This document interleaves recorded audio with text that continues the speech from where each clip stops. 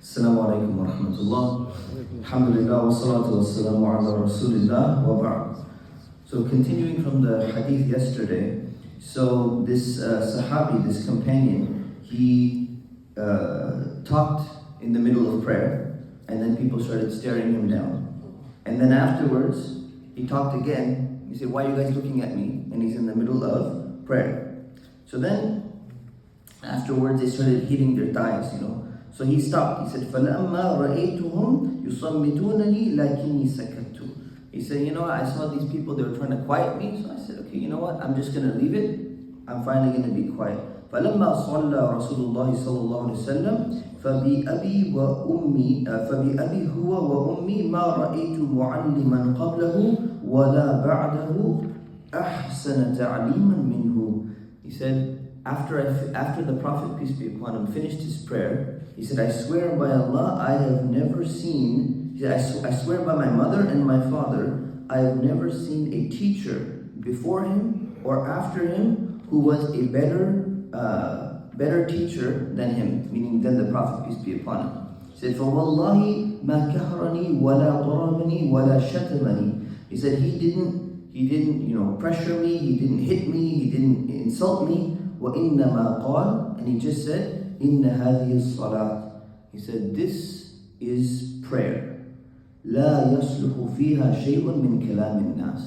It is not appropriate for any type of speech that people speak to be part of that prayer. So basically saying you're not allowed to speak in the prayer. إِنَّمَا هِيَ التَّسْبِيحُ وَالتَّكْبِيرُ. The prayer is only glorification of Allah and praise of Allah. وَقِرَاءَةُ الْقُرْآنِ, and recitation of the Quran. أو كما قال رسول الله صلى الله عليه وسلم, or he said something along those lines. So this was the way in which the Messenger of Allah صلى الله عليه وسلم corrected the person who was talking in the middle of prayer. Now we contrast these two. One of them is people staring him down, looking at him like, what is he doing? Because they couldn't talk, they knew the rule, he didn't know the rule.